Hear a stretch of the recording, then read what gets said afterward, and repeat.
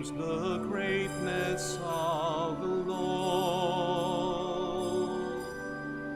My spirit rejoices in God, my Savior, for he has looked with favor on his lowly servant. My soul proclaims the greatness of the Lord. For he has looked with favor on his lowly servant. My soul proclaims the greatness of the Lord. My soul proclaims the greatness of the Lord.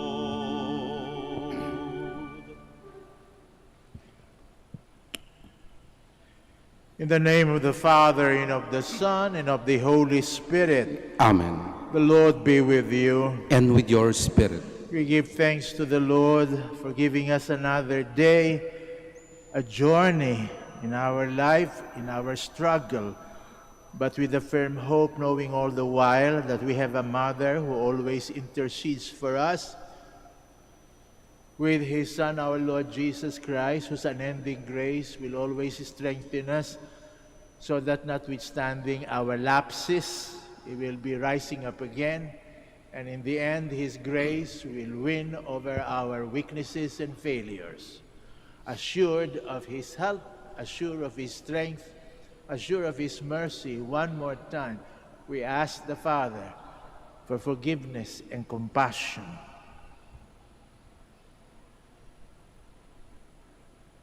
Lord, have mercy. Lord, have mercy. Christ, have mercy. Christ, have mercy. Lord, have mercy. Lord, have mercy. May Almighty God have mercy on us, forgive us our sins, and bring us to everlasting life. Amen. Let us pray.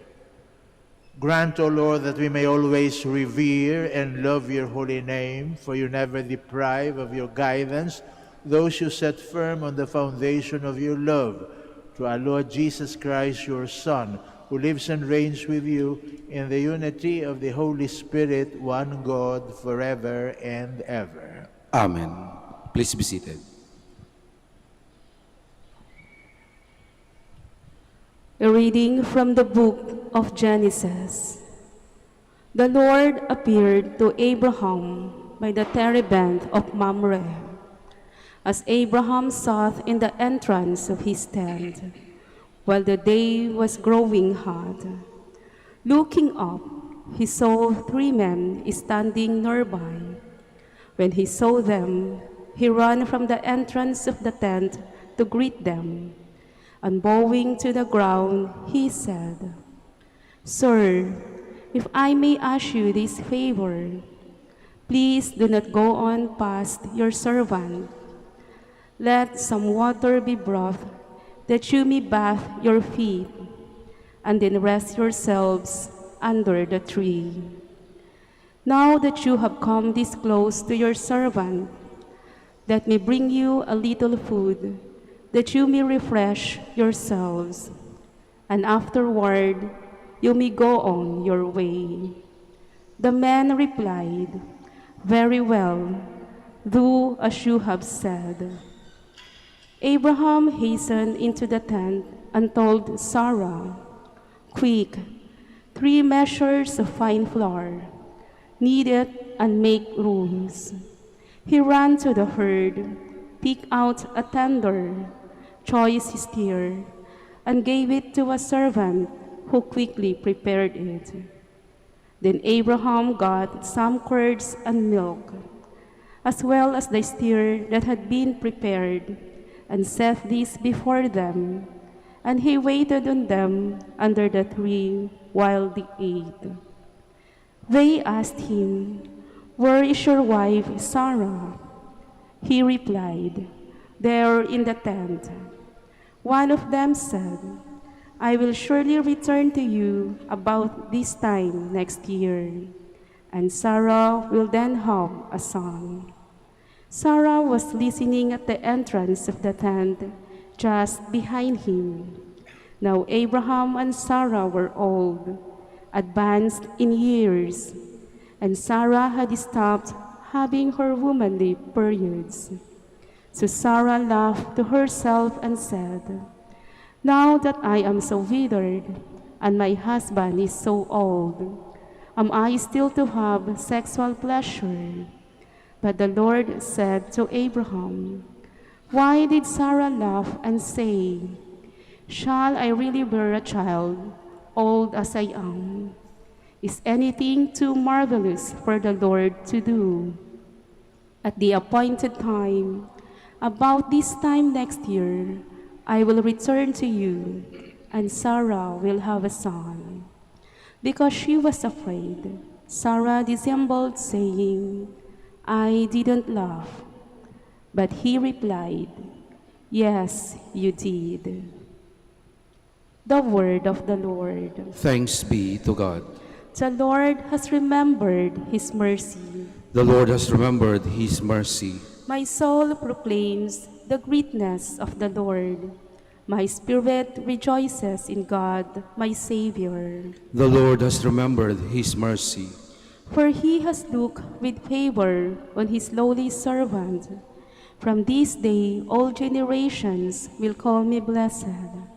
The Almighty has done great things for me, and holy is his name. The Lord has remembered his mercy.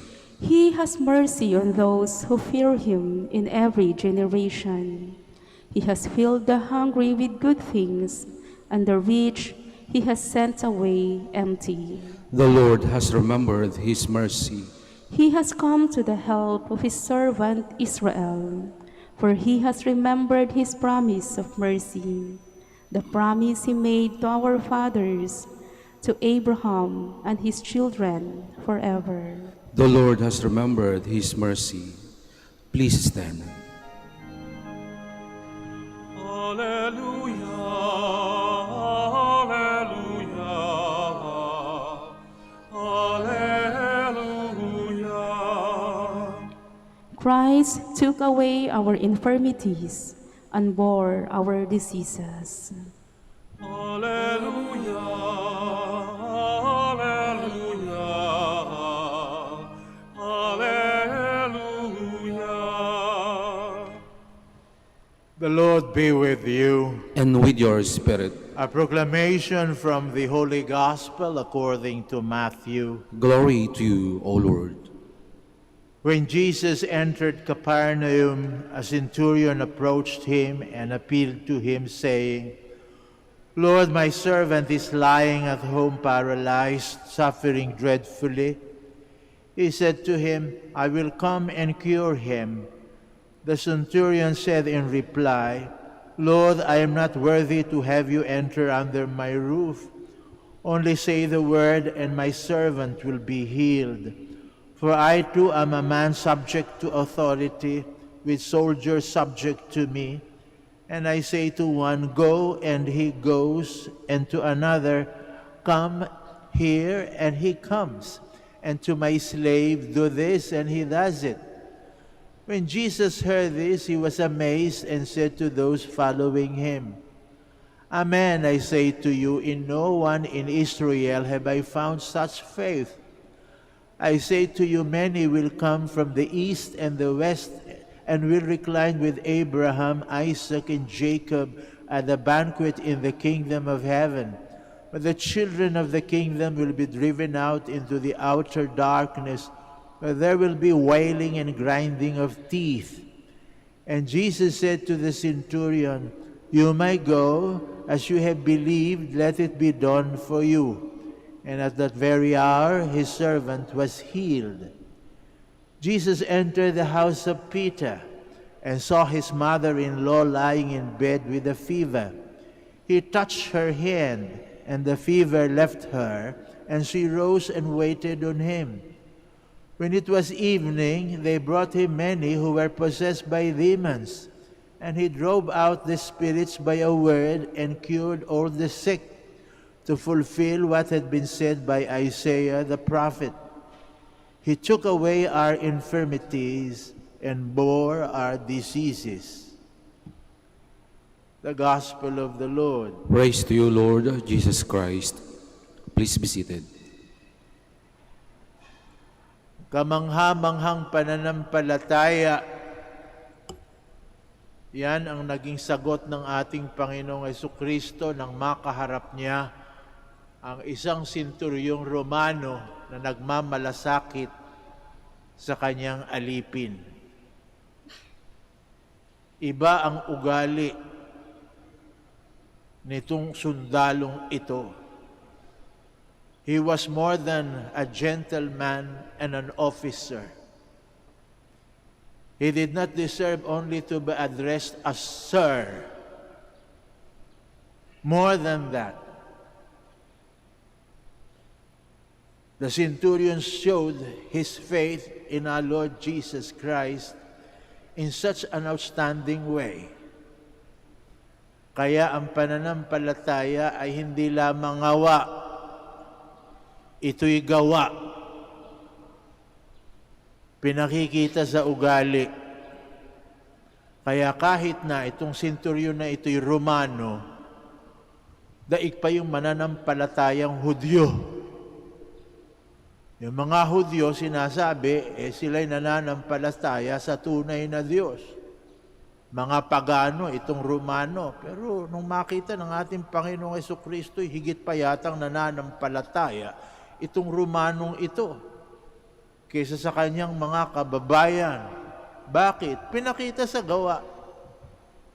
Unang-una, kamangha-mangha at kataka-taka na ang isang manlulupig magkaroon ng pagmamalasakit doon sa mga nakabababa sa kanya. The conquerors usually abuse the conquered. Di ba ga? In the process of colonization in our history, usually those who were conquered will be oppressed. The Roman are the boss, were the boss during that time. They were the conquerors. The slaves were of different race. But this Roman centurion did not care for the difference of races. He was not a racist. And being a conqueror, he did not consider himself superior than those people whom he had conquered. Dapat sana nagmalaki siya. Siya may kapangyarihan. Ako ang boss dito. Kaya kung kayo mga nasasakupan, mga alipin ko lang kayo. Kung ano gusto kong ipagawa sa inyo, dapat gawin nyo. Kung wala na kayong silbi, wala nang saysay ang pagkalinga sa inyo, tapo na lang kayo. Ganon din ang trato sa mga alipin. Ang alipin, tinatratong hindi tao, ari-arian. Parang yung bangkong inyong inuupuan. Kapag hindi na magamit, tinatapo na lang yan. Yung mga alipin pinagbibili. Kung hindi mabili't mabenta, mamatay ka dyan. Wala akong pakialam. Pero ito, alipin ng Romano, centurion. Ibig sabihin yan, isang opisyal na sundalo na merong 100 sundalo na nasa ilalim niya. Makapangyarihan. At kung tutuusin, yung mga sundalo noon at sundalo noon ngayon, at mga pulis ngayon, pero hindi. O konti lang naman ang pagkakaiba. Parehong tanyag sa tinatawag nating police or military brutality. Di ba? They could do violence with impunity. Why? Because they're always exposed to violence and they have violent tendencies. Pero itong sundalong ito na opisyal, may pagtingin at pagmamalasakit dun sa alipin niya. Kaya naman nga ating Panginoong Jesucristo, nagpakumbaba pa. Nilapitan siya at nakiusap. Hindi nag-utos, nakiusap. Nakiusap sa kanya. Samantalang kung tutuusin, ang boss niya sa bayang yun, yung senturyong Romano. Kung tutuusin, mababang uri ang lahi ni Jesus, the conquered people. Pero humingi ng pabor na may pagkukumbaba. Sabi ba nga, hindi ako karapat-dapat naman magpatuloy sa iyo sa aking bahay.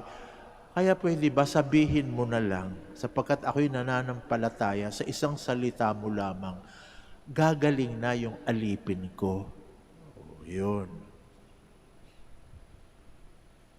Kaya na mga ating Panginoong Jesucristo, nowhere! Sabi niya, nowhere.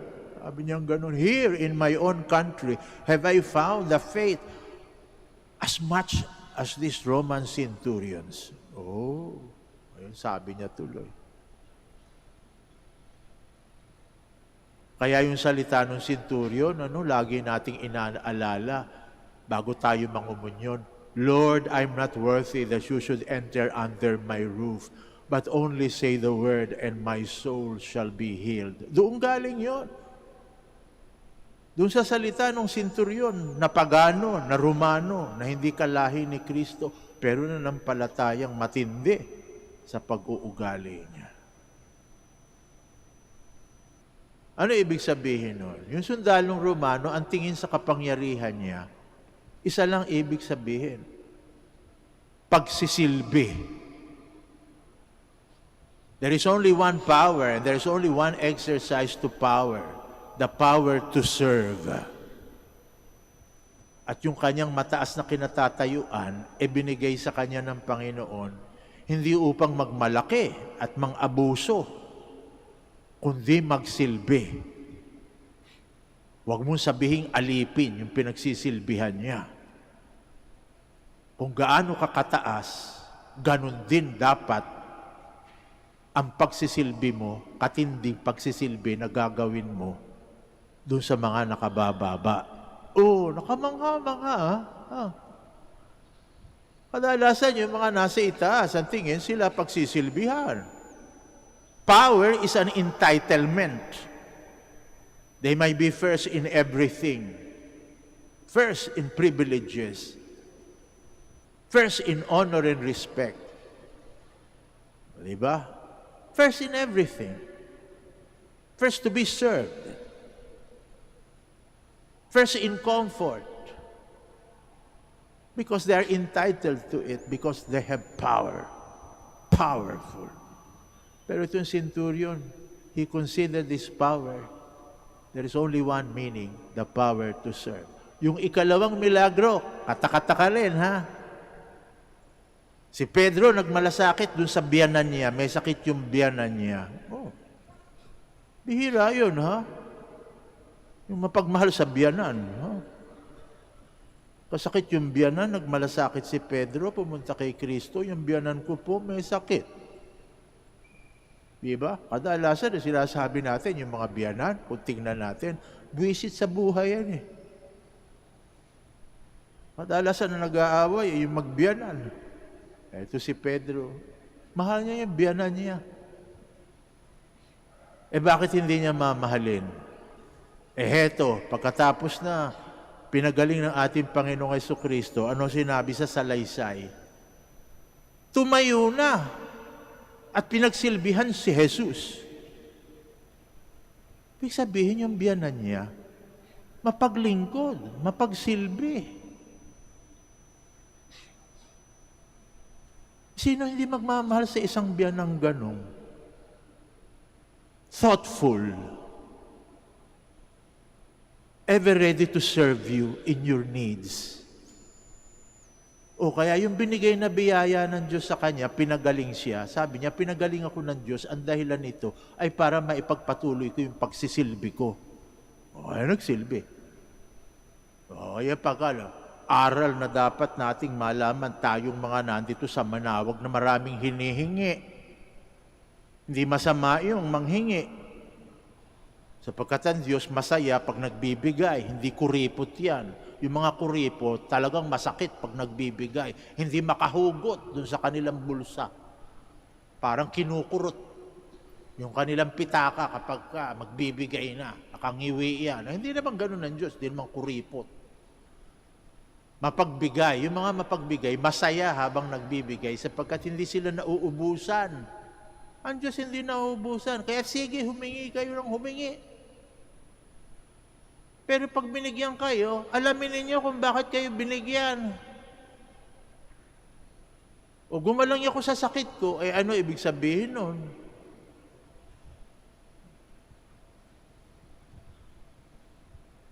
Swerte ka ba dahil humaba lang ang buhay mo? O ano ang gagawin mo sa mahabang buhay?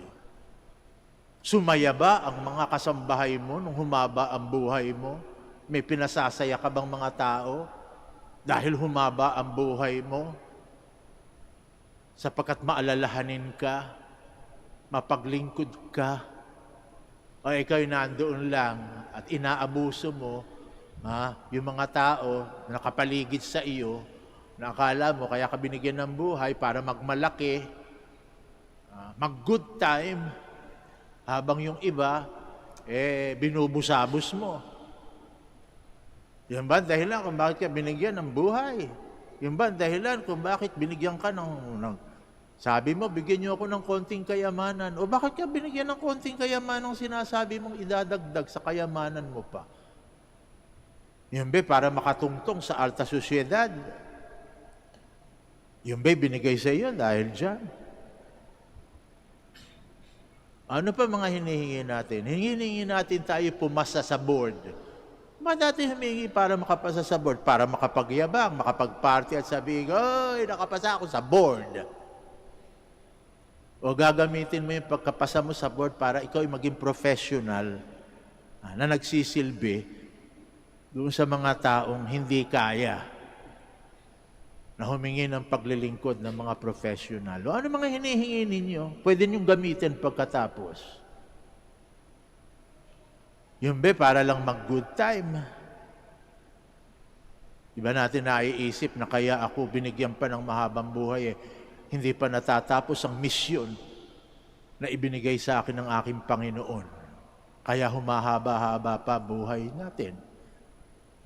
O baka tatanungin ko kayo, ayan, nagmilagro sa iyo ang Diyos sa pamamagitan ng mahal na Birhen, o gumaling ka sa sakit mo, o ano ngayon, meron ka ng kalusugan, ano ngayon? Siguro may misyon ka pa sa buhay na dapat mong tapusin. Pagkatapos, sasabihin niyo sa akin, anong misyon? Ay, Diyos ko't Panginoon, mabagay. Ano akala niyo, binibigay ng Panginoon yan sapagkat walang ipinagagawa sa inyo? Yung mga pabor na binibigay sa atin ay libre. Ang grasya ng Diyos libre. The gift of God is free because it's a gift. Pero hindi ibig sabihin nun, is cheap. Hindi mura.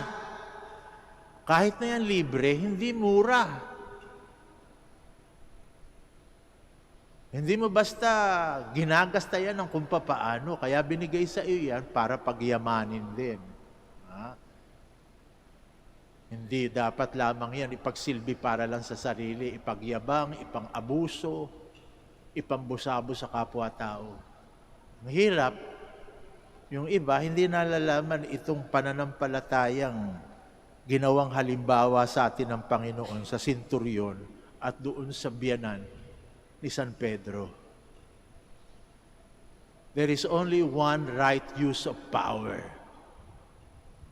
The power to serve. Sapagkat yun ang ginawa ng ating Panginoong Jesucristo sa kanyang kapangyarihan. Ano sinabi ng Panginoong Jesucristo? I came to this world not to be served, but to serve. Ang Panginoon nagpunta dito sa mundo para maglingkod at hindi paglingkuran. Ginamit niya ang kanyang kapangyarihan hindi upang magyabang, hindi upang mang-abuso, hindi upang alipinin yung mga tao. Nagpunta rito siya upang maglingkod, hindi upang paglingkuran. Pag mali ang paggamit ng kapangyarihan, that is suicidal. Ang unang nasisira ng kapangyarihan ay yung taong hindi sanay gumamit ng kapangyarihan. O basahin nyo sa kasaysayan yan. Yung mga taong nagkamal ng kapangyarihan.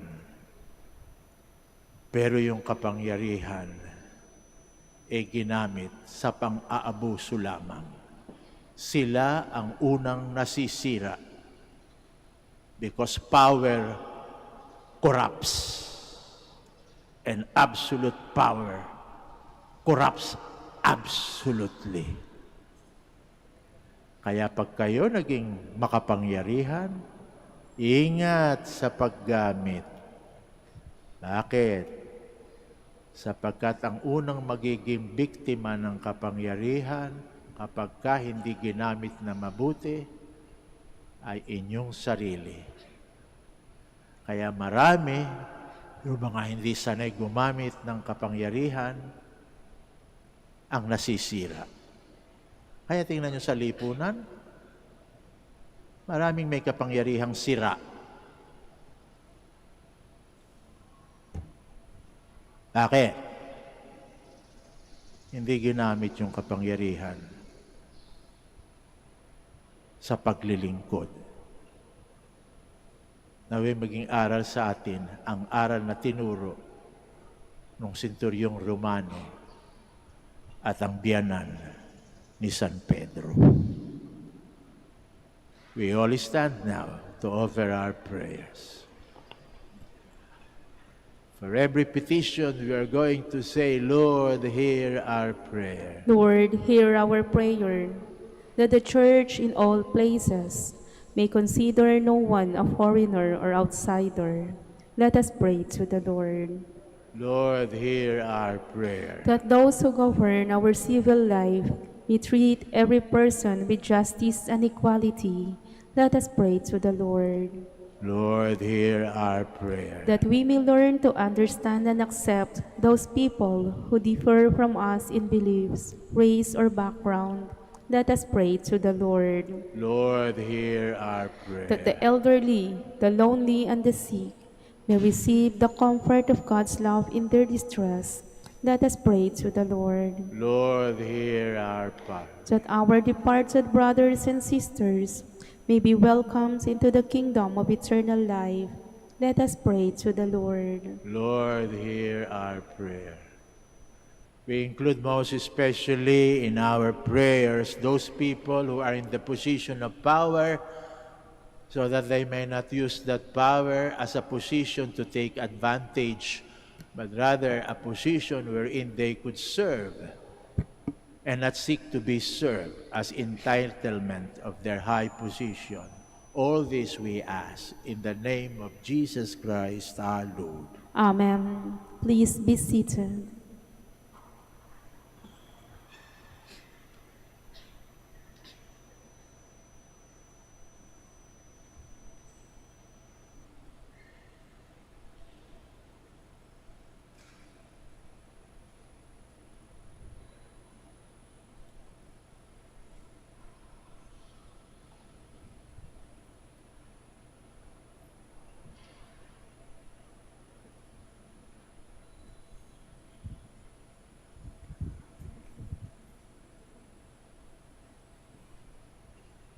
Blessed are you, Lord God of all creation. Through your goodness we have this bread to offer, which earth has given in human hands of May. This will become for us the bread of life. Blessed be God forever. The mingling of this water and wine may become.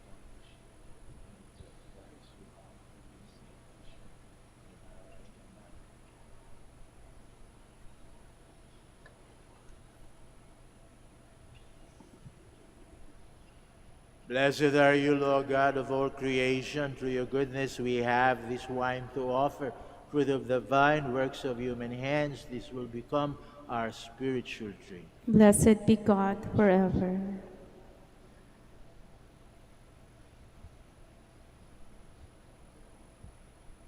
Pray, my Please dear stand. friends, that our sacrifice may be acceptable to God, the Almighty Father. May the Lord accept the sacrifice at your hands for the praise and glory of his name, for our good and the good of all his holy church.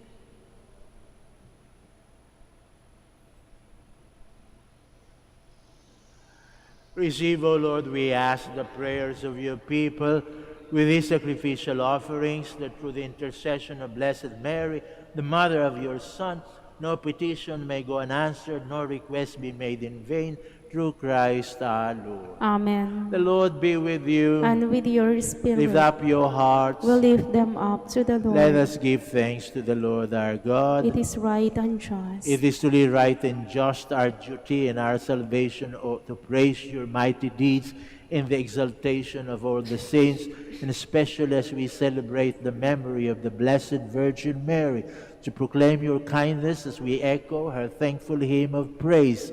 For truly, even to earth's ends, you have done great things and extended your abundant mercy from age to age. When you looked on the lowliness of your handmaid, you gave us through her the author of our salvation, your Son, Jesus Christ our Lord. Through him the host of angels adores your majesty and rejoices in your presence forever. May our voices, we pray, join with theirs, as in one chorus of exultant praise we acclaim. Holy, Holy, holy Lord God of hosts, heaven and earth are full of your glory. Hosanna in the highest. Blessed is he who comes in the name of the Lord.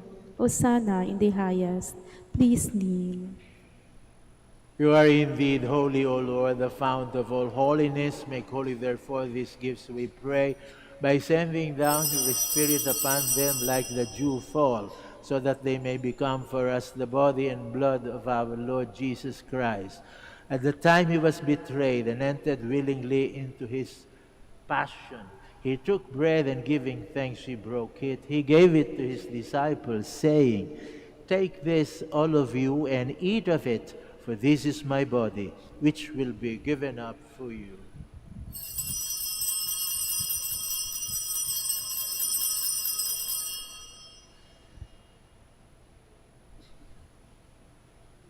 In a similar way, when supper was ended, he took the chalice, and once more giving thanks, he gave it to his disciples, saying, "Take this, all of you, and drink from it. For this is the chalice of my blood, the blood of the new and eternal covenant, which will be poured out for you and for many for the forgiveness of sins. Do this in memory of me."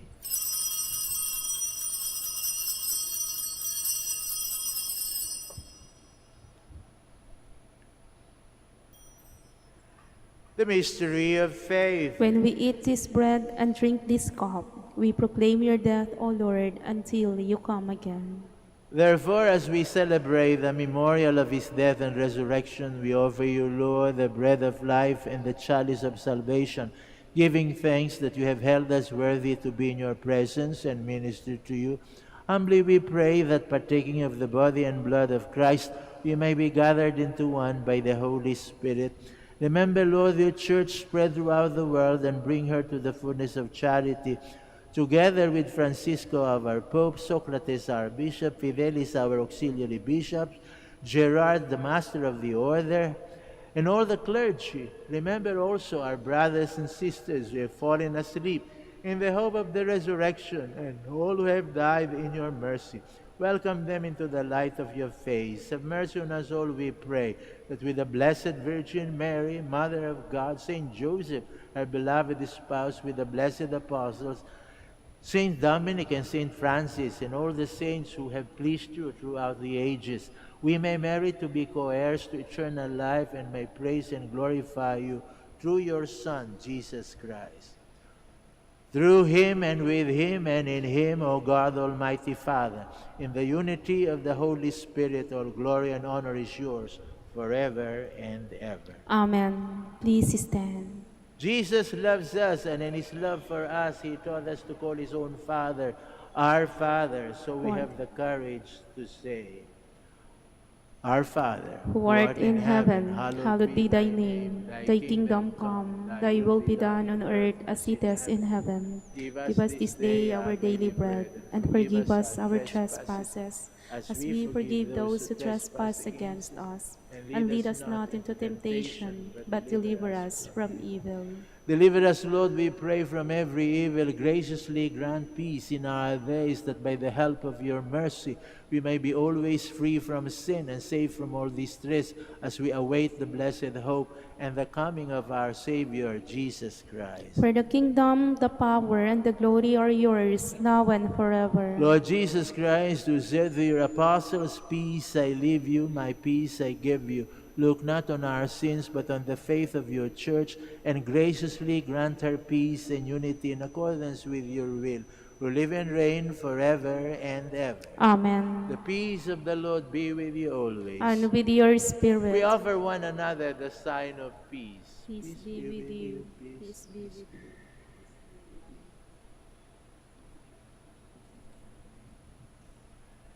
Lamb of God, You take away the sins of the world, have mercy on us. Lamb of God, you take away the sins of the world, have mercy on us. Lamb of God, you take away the sins of the world, grant us peace. Please kneel. behold, this is Jesus, the Lamb of God, who takes away the sins of the world. Happy are we who are called to this communion. Lord, I am not worthy that you should enter under my roof, but only say the word, and my soul shall be healed.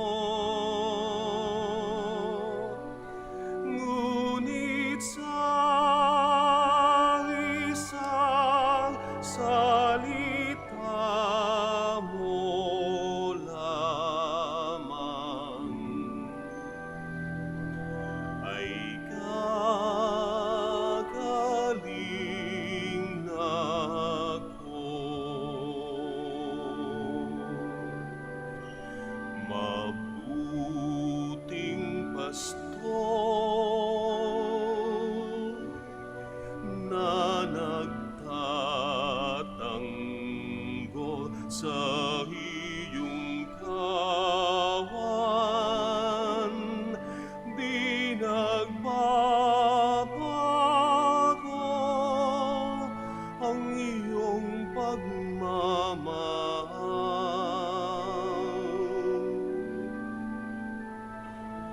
Panginoon, hindi ako karapat-dapat na magpatuloy sa iyo. Ngunit sa isang salita mo lamang ay kagaling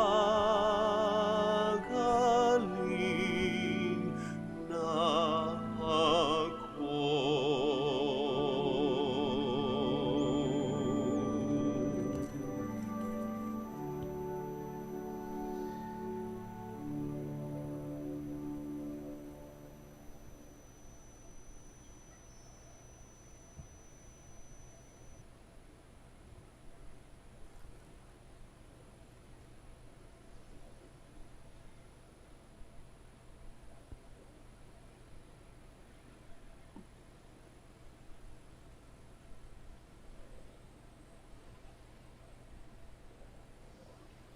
Please stand.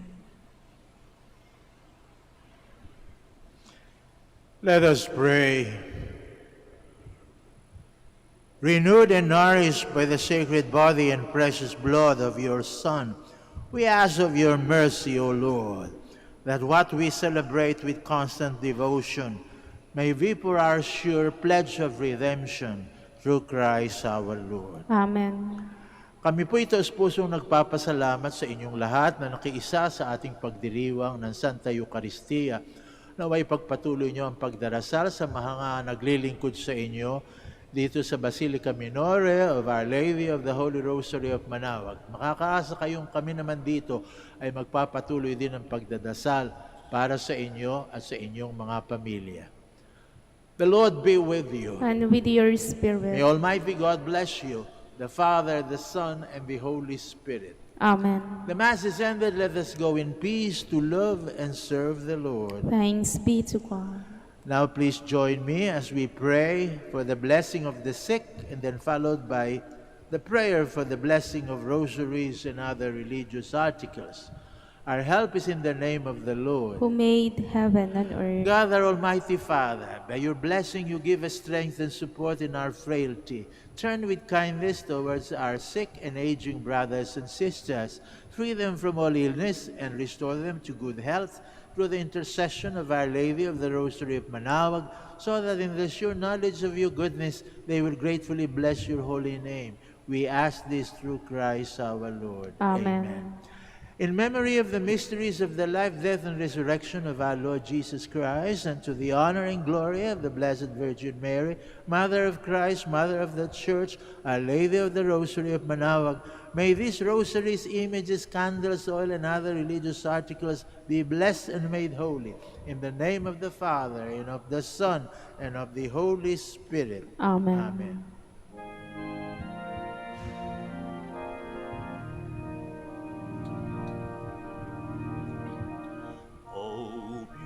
Beautiful Mary, our loving Mother, do help us and lead us to our way to heaven. Oh, beautiful Mary, the world honors you. Beautiful Mary, our loving Mother, do help us and and lead us to our way to heaven. O beautiful Mary, the world honors you.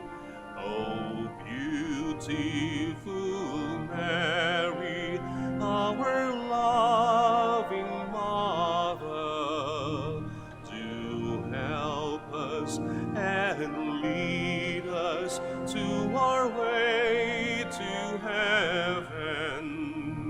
O beautiful Mary, the world honors you. O beautiful Mary, our loving Mother, do help us and lead us to our way to heaven. O beautiful Mary, our loving Mother, do help us and lead us to